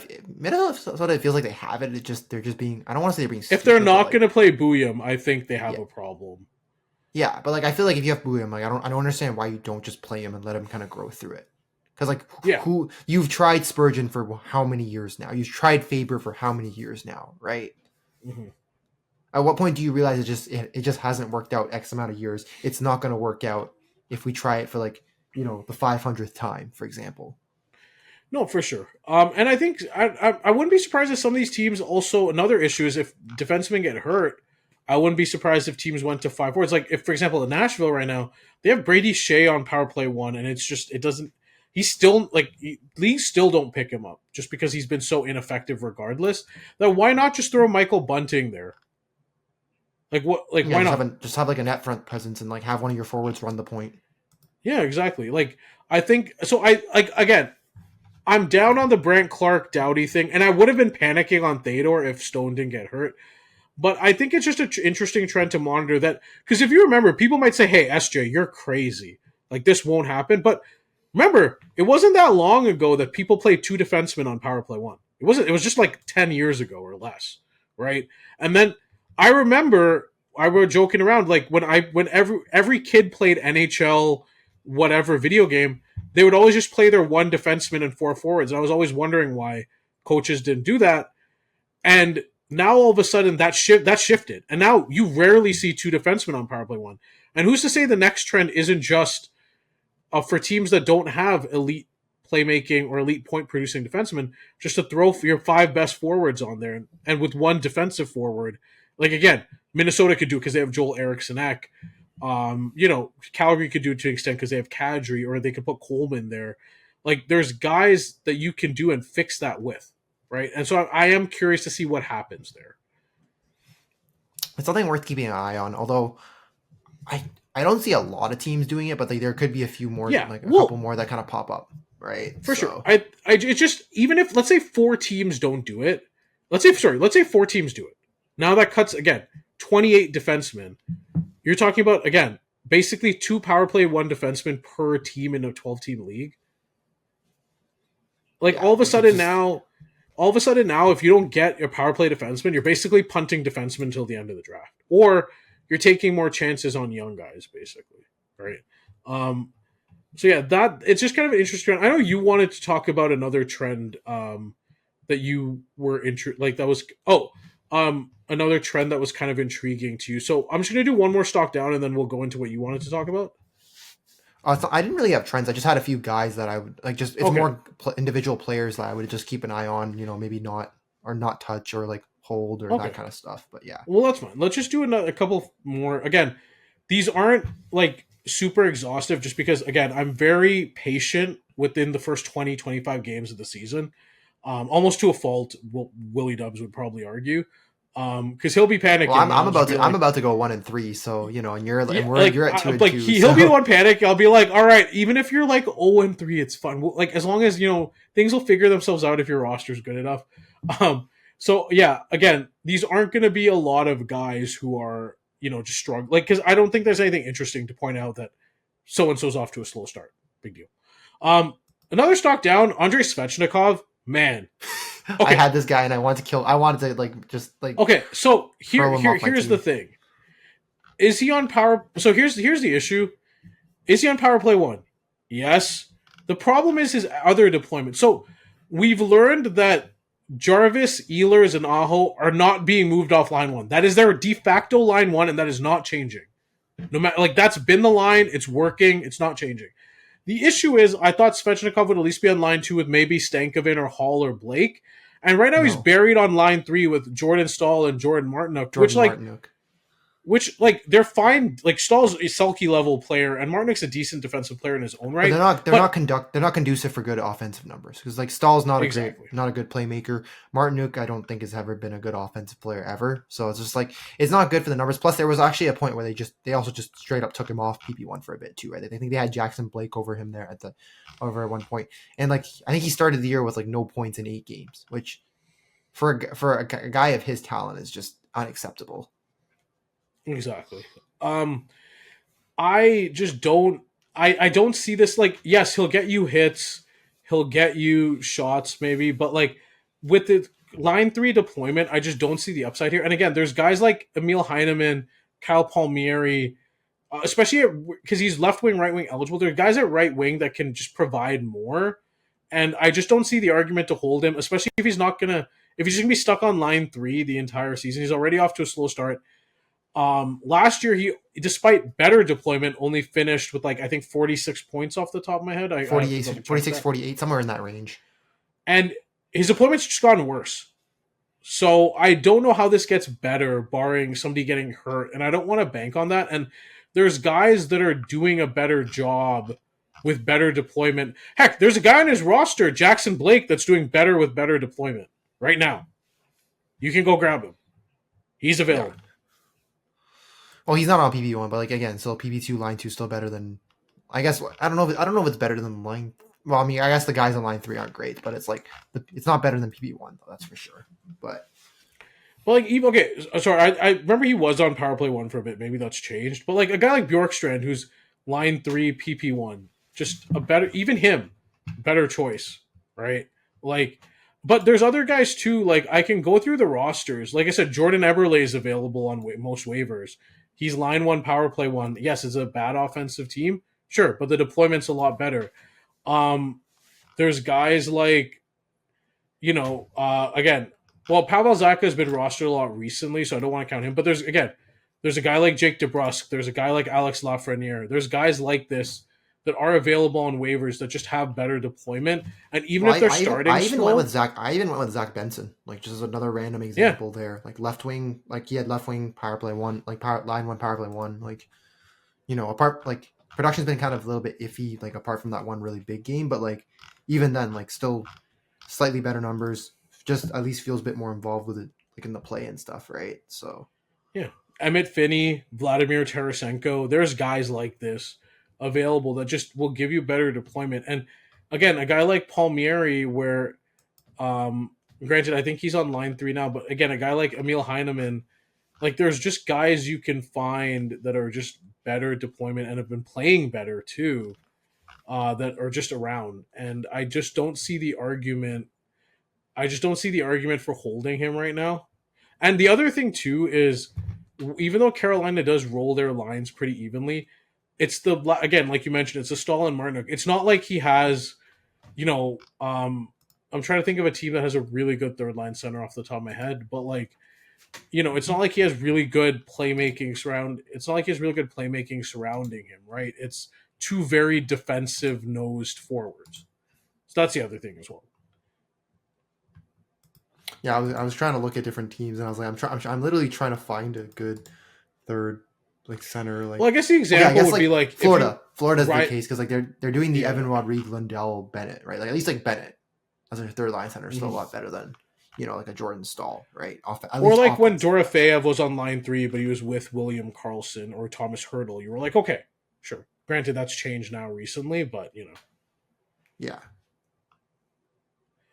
But yeah, that's another guy I'm just out on due to deployment. Again, if you look at the commonality of guys I'm kind of out on already, outside of like the death hubs of offense that are Calgary and Philly, it's guys we thought would have a lot better deployment than they did. Again, guys like Tony DeAngelo to start the year. Like Andrei Svechnikov, who's now not even on line 2, and then Zegras, Michkov, guys who are now on line 3. Some don't even have power play relevance. It's just really hard to be impactful without being in those situations. And so for me, like those are the guys I'm more out on and panicking on than I am guys who are just off to slow starts. Yeah, for sure. I think the deployment part plays a big part, right? Because if you have good deployment, unless you're like an absolutely terrible player, like at some point the numbers will kind of like regress. Who's a guy who like really good deployment who's just bad? But like, is it Matty Beniers? Like, well, he's probably the worst one, I would say. He's probably or Jonathan Huberdeau, I guess would be. Huberdeau's been bad. Like Huberdeau, like I think right now Morgan Frost on Calgary has PP1 line 1, but like again, not great numbers. Okay. Like it is a lot of the Calgary guys I'm finding, but I'm trying to think, is there anything else that like like does Jake DeBrusk sort of count in the way that like his offensive numbers are just like really like bad for mediocre? How much? Yeah, they're quite mediocre for. Yeah, I think I have him in our league because he shoots a lot. But yes, yeah. But at least like he gives you shooting. Like I'm just trying to look at. Is there anybody on Washington? Maybe. No. Okay. Nope. Oh, they're doing that stupid Chychrun and Karlsson on the power play thing again. Oh, great. Yeah, I'm just trying to look. Other stock down, I would say. So Philip Broberg. Here's the thing. We thought there was a chance, and it's weird because he's currently on their line 1 D pairing with Parayko, but he's like 3rd on the power play depth chart behind Fowler and Falk. And Fowler and Falk, depending on which day you see them, one will be power play 1, one won't be. And there's just seems like there's no chance he's going to get on power play 1 right now. He's that far behind in the pecking Well, order. it kind of converted for me last year because they didn't put him on power play 1 even before Fowler arrived, and then after Fowler arrived, like I think I kind of knew that was it because like they're always just gonna try Falk or like Fowler, and it's just like if Broberg's not getting a shot, like even with some of the numbers he was putting up last year, like he did look like they're one of their better like defensemen, right? Even if he wasn't gonna get the shot with those kind of numbers, like at what point would he ever get that shot? Yeah, exactly. And I think the other thing too is Mayu, while he has his issues defensively, and he does have his issues defensively, his shot upside and his playmaking upside, so maybe not his playmaking upside, but his overall offensive upside might actually be higher than Broberg's. So there's a real chance that, like, again, with the heavy shot Mayu has, if he develops the playmaking or shows promise on that end through the year, there's a real chance that like he could fall to 4th in the pecking order. And for a guy we said we had in our rankings as if he gets power play 1, it just doesn't seem like that's in the cards. And he doesn't provide enough peripherals for you to even be rostering him, frankly. So to me, he's a complete stock down. Like I would drop him. Yeah, like I don't even know if anybody owns him at this point. Like I don't think anyone had picked him up in our league. I don't think, but if anyone has him at this point, like it's just not like you're better off just like grabbing a defenseman that's not on power play 1 that gives you insane peripherals than a guy that's like Broberg who doesn't really give you insane peripherals and isn't on power play 1, right? Like I remember last year guys had like Jeremy Lazon because at least he hit a shit ton or like hit a shit ton and blocked a decent amount kind of thing, right? Like those kind of guys. Mm-hmm. Yeah. All right, so those are my stock up, stock down so far. Like I said, it is early. A lot of trends some teams haven't even played 10 games. So I'm not overreacting. These are just some of the ones I find I'd be worried about, or I'd be kind of happy I picked up that guy because in the case of like a Leo Carlson, Emmett Finney, Cutter Gauthier, I'd be really happy I picked up that guy. So yeah, those are the ones we have early. Again, we're gonna give it 10 more games, and I think we'll kind of do a rearrangement of our tier list to kind of give you an idea of how we project certain positions going forward. Yeah, it's going to be like a rearrangement. Plus, there's probably going to be some newer faces on there for the ones who did kind of emerge and come out of nowhere. Yeah. And we can do it all in one episode, I think, because we're not doing some mass shift. It's just adding a couple guys, dropping a couple guys, moving. Like I'm not going to it's not like if Werenski goes cold, I'm going to move him off his tier. It's just, We'll just say he's cold and that he should probably regress to the mean. Like that's pretty much all we have to add about it, right? All right. So you want to talk about some ad drop candidates outside of the ones I covered, and if I did infringe, I do apologize. Any suggestions for the masses out there? So in terms, I guess there's also like some sell highs in there too. So like one guy I talk about is maybe like a sell high and just try to offload him now is probably Nick Schmaltz. I think we talked about this one. This guy always gets hot for like 1 month or like this. It's always a stretch of 5 or 6 games where he'll just go supernova, right? And then he always finishes with 60 points because there's going to be like that stretch where he does nothing. My only problem with trying to sell high on Nick Schmaltz is who's buying Nick Schmaltz at his current value. Generally. That's part of the issue, but I think you don't necessarily have to try to trade him for someone insane. If you can get somebody that's like, I'm trying to think of like a decent example. Like I'm not saying like you get like a Hagel or somebody, but if you can get somebody that's like, like a 0.7 point, like 0.8 point per game kind of guy, like I'd make the move for him, right? Because I think the appeal with Schmaltz is that he's on a good offensive team in Utah. Like that's not gonna change. He's probably not gonna lose his power play spot because realistically, I don't see anybody else on that team apart from maybe Peterka, but even Peterka he's been kind of super inconsistent with Utah. Plus, it seems like their power play is just kind of clicking the way it is. So it doesn't seem like, again, like I said, okay, so here's my question. I'm going to throw some names. Yeah. Yes or no? Would you trade him for Timo Meier? I don't think the Meier person would say yes, though. That's the thing. Because I think Meier's value is that he gives you coverage across other cats. And like, he still has his deployment that whoever owns Meier is still going to be intent on like just riding it out, right? Like I think Meier's a little bit of a weird one. I was thinking maybe somebody might get impatient with the guy like even like a guy like Hagel. Like I'd say Hagel was like the one I was thinking. Like he doesn't have power play 1, but like there's a chance he could get on it because he could take Bjorkstrand's spot. And like Hagel started out like super cold, and he's only kind of like picking it up now. So he's like one name I can low. Here's an interesting one. Travis Konechny. I actually don't think I would do it from the Schmaltz perspective, just because like I think again the Rick talk at low event hockey. I think we talked about this, like we even discussed this ourselves, where like Konechny used to be the kind of guy that it didn't matter who was the head coach, he was always going to put up like 70 something points, like 0.8, maybe even 0.9 points per game. But it seems like he's apparently been hit by the talk it plague, I'll call it. So I feel like from the Schmaltz perspective, I just wouldn't do it. Okay. I'm just kind of curious. I don't know if you agree with me on that one necessarily, but no, that's fair. I'm just trying to throw out names who would be viable like trade candidates. It's just the thing with Schmaltz is because he's not a name guy. It's just really hard, I think, to like find a trade partner. Generally, I don't want to say this because we've seen the Fantasy Hockey Reddit post some god awful trades, but I do think in most competitive leagues, people are a little bit smarter when it comes to it. But yes, I do agree. He is a sell high candidate because you mentioned it. He has these months every time. The deployment is good, and Utah's offense is good, but his shots generally aren't this. And he's also and his shooting percentage is a little bit higher right now. I think it's like 18%, and his career is like usually around like 13.5 roughly. So it's gonna dip a little bit. So like his goals will dip. I think his assists will be fine, but like, and I don't think like anyone takes his power play one spot. But like at this point, like I mean, when you have a guy who's second in the league in scoring, who usually doesn't score this much, you might just want to see if you can get like a decent asset for him while you can. You can try, at least try to. That's fair, right? So right, I guess another name you got. So I think that was actually it in terms of sell highs, because like there's not a lot of guys like I wouldn't like Malkin might be the only other one. What about Dorofeyev? I don't think the Dorofeyev person would do it, to be honest. If I'm the Dorofeyev owner, I wouldn't do the trade. Just because he's moved up to line 2 now with Hurdle and Marner. Yeah, he moved up to line 2 with power play 1. He shoots a shit ton, which I think we were. Can we say this? We were first to this. Can I say that? We were high on Dorofeyev, but then I think when it came time to when we were actually drafting, he had dropped to I think line 3 PP2, and that's when you and I kind of went off of him. But apparently we should have just taken the risk and bit the bullet, because apparently, he's enjoying success on somebody else's team, and it's probably gonna. I don't know who's playing. I don't know who will play him first out of you or me, but we'll probably light up whoever we play, or will probably light us up whenever we play whoever has him. That's a regret for sure.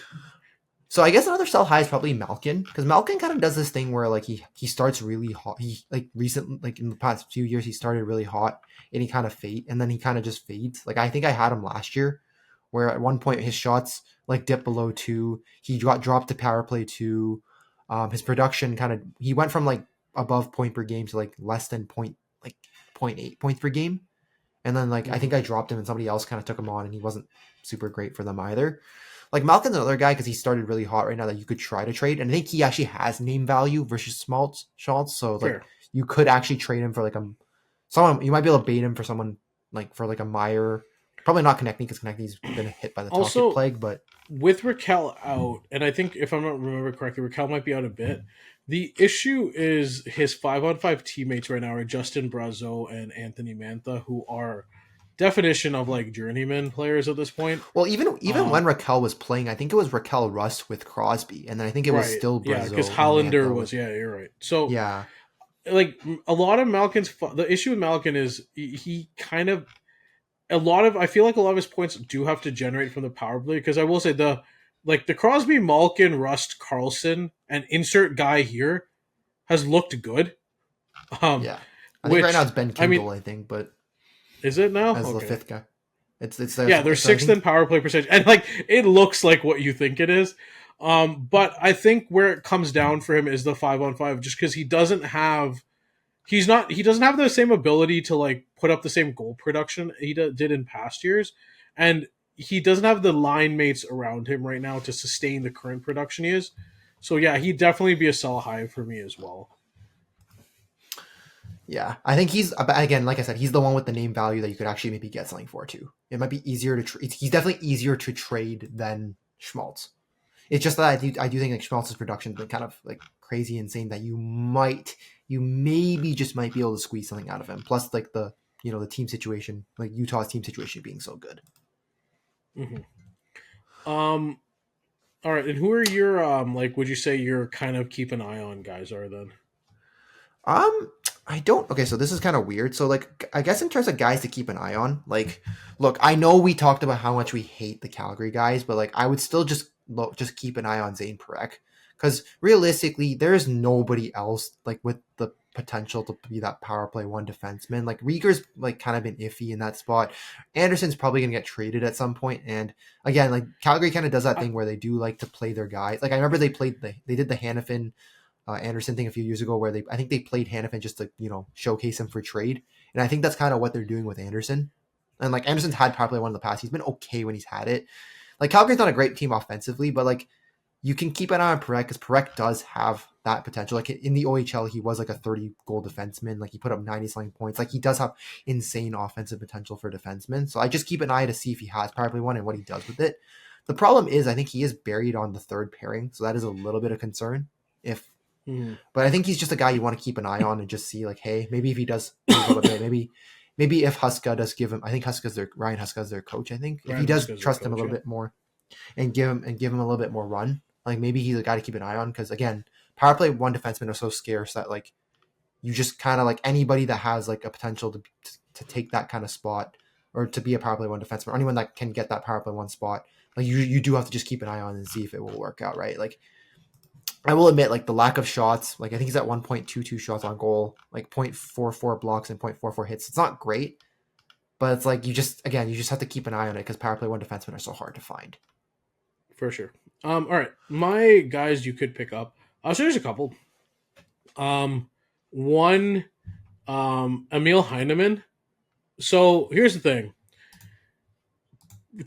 Was basically sent to New York in the Dobson trade, kind of like a throw-in a way, right? Still is relatively young. I believe he's only 24, 23, something like that, right? He's currently line one, power play one on the Islanders. Now, does he shoot a lot? No. I think he's at less than 2 shots on goal per game, but he hits like a motherfucker. Yes. And he's basically like Timu Tom Wilson numbers with the potential for growth because his deployment to line one power play one was recent. So it's not something that's like he's been there the whole time. He's only producing 0.67. It's like he's there now, and that's what he's producing. Now, the shooting percentage will come down. It's at 33%. That's definitely not sustainable. But just, again, not something you have to add right away. Just take a watch and see if he continues to be on line one with Horvat and Drouin. And if he is, and if he starts to he maintains this deployment, he's worth a roster spot, especially because he's dual eligibility at Yahoo left wing and right wing. As a guy you can slot in who can get you a ton of hits, who has really good deployment. I think he's a guy worth monitoring because I thought maybe that would be Siplikov, but he's on line 4. I thought that might be Holmstrom. He's on line 2. Anders Lee isn't getting up to line 1 because we know how the only worry might be Palmieri, who would be another suggestion.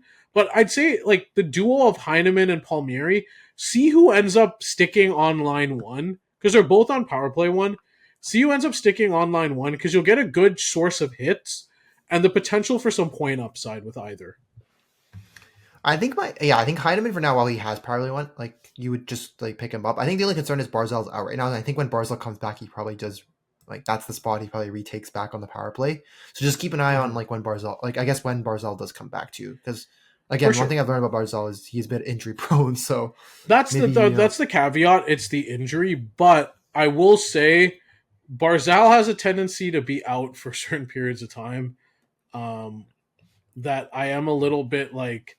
I'm a little bit worried when they say he's only going to be out for a little bit, and then he ends up being out for a lot more.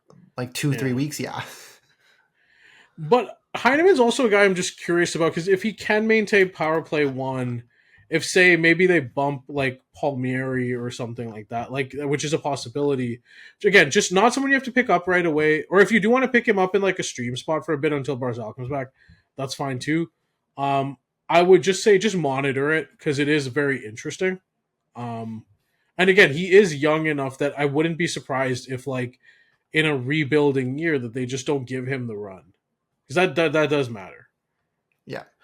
I did have a few more guys I would recommend on the pickup too. So I'll probably talk about one. Probably Anton Lundell.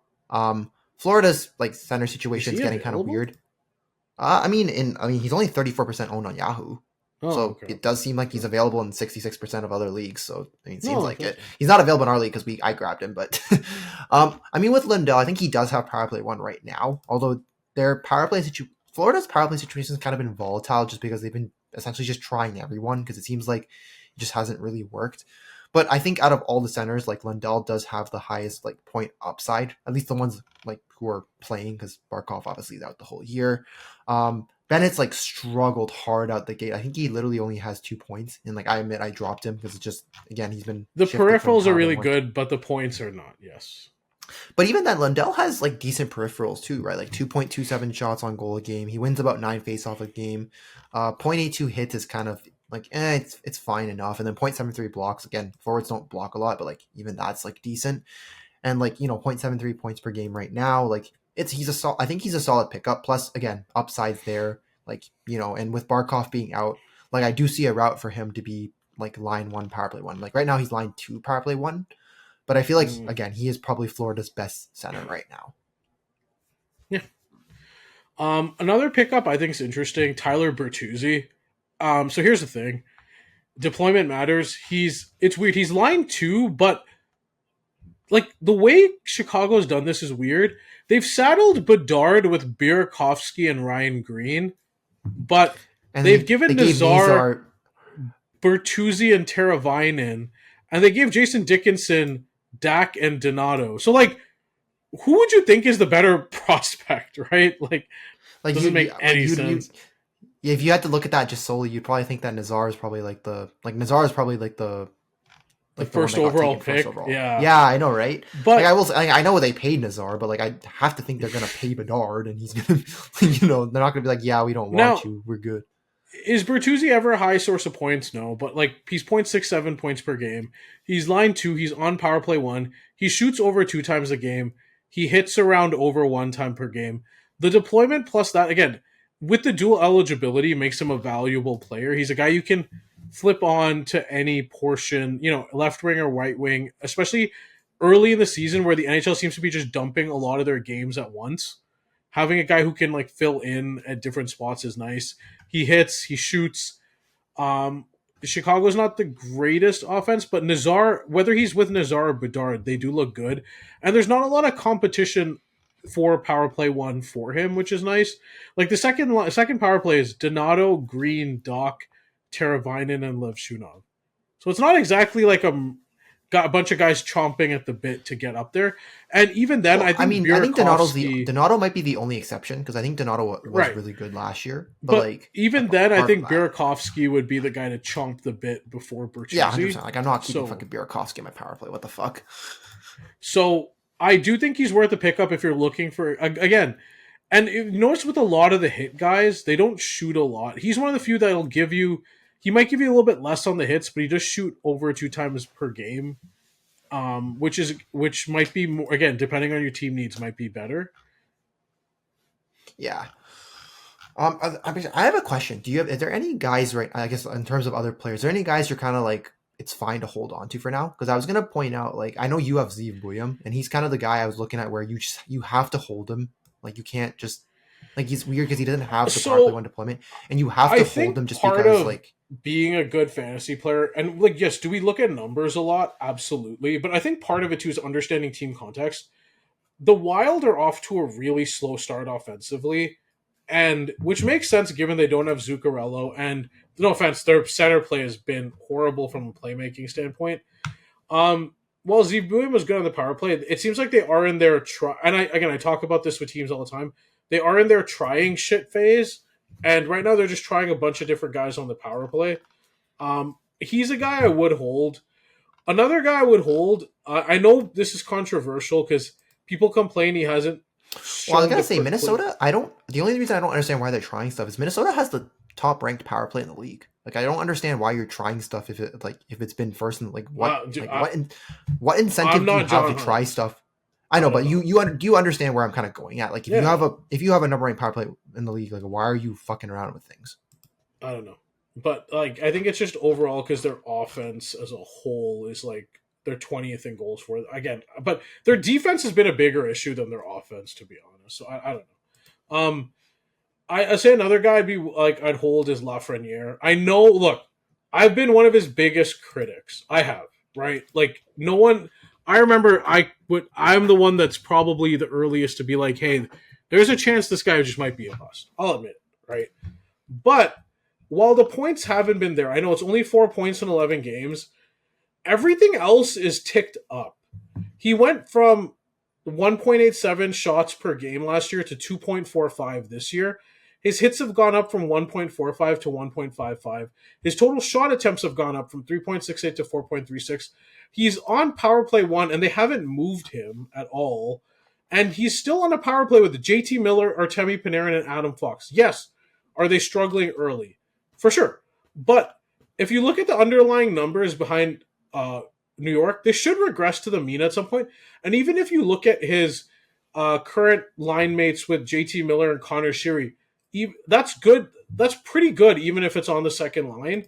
And if you look at their advanced numbers, well, I was gonna say like JT Miller in itself is like a good line, is a good line mate, right? In spite of all the like Connor Sheary might not be as great, but like again, if you have JT Miller, I think you're fine. The expected goals for a percentage for Sherry, Miller, Lafreniere in 42.6 minutes so far is 72.5%. So they should be performing a lot better than they are. And right now, the entire Rangers roster just feels like it's going through a bout of bad luck. And I know people are panicking, like you hear stories about Panarin being traded to Carolina, etc. But like Lafreniere, until they make actual roster changes, or unless there's a change in his deployment, that's somebody I would hold as well. Because even though he's struggling, he gives you enough peripherals that you can ride it out, and he has left wing, right wing eligibility, which I think is really important. Yeah, I think anybody that has the left, like mainly the left wing eligibility, I think is important because I think we talked about there's a lot of good right wing guys you could pick up like Heineman and like, or I think Heineman is right wing, right? I could be wrong, but I know Palmieri is a right wing, for example. Yeah, like you could pick up Palmieri and like a bunch of other guys. Like I think with left wing, it's like there's barely any left wing guys you can pick up right now. Yeah. I do, and the other one I'd probably hold on despite the immense. Well, actually, Ehlers is an obvious hold. I think, even though Ehlers and Monahan are obvious holds, I would say, despite the fact they've been struggling, just because again, good situations, the teams can score. They're just kind of in a down. They're just kind of in like a little bit of a dry slump. It happens. Like that's fine. The only other guy, I mean, there's not a lot of other guys I'd say like because anyone else you're probably holding, right? Yeah. Like I can't really think of anybody. I'd say, I'm trying to think off the top of my head. There's just not everyone else. It seems like a pretty strong hold. I would say there's not someone like. If you drafted anyone else on a team that's off to a slow start, you're probably holding those guys regardless. Yeah, that makes sense.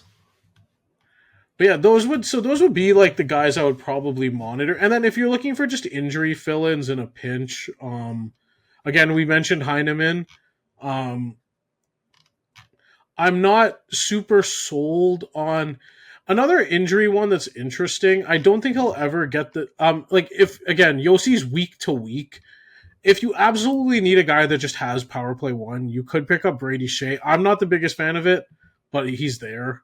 And you at least if you're the Yossi owner, you could probably pick him up and just until Yossi comes back and then drop him. Like that's fine. And you can also just monitor and see if they end up going 5 forwards and just pick up the 5th forward. Honestly, at this point, like I don't know, like. Yeah, might not be great to be missing a defenseman, but like you'd rather just have someone on power play 1 at that point too. Mm-hmm. But yeah, those would be the only ones I would say. So yeah, overall, again, I don't think there's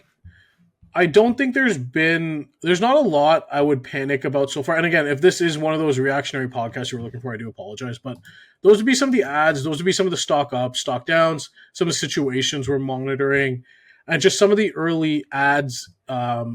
Holds and injury fill-ins, I would say.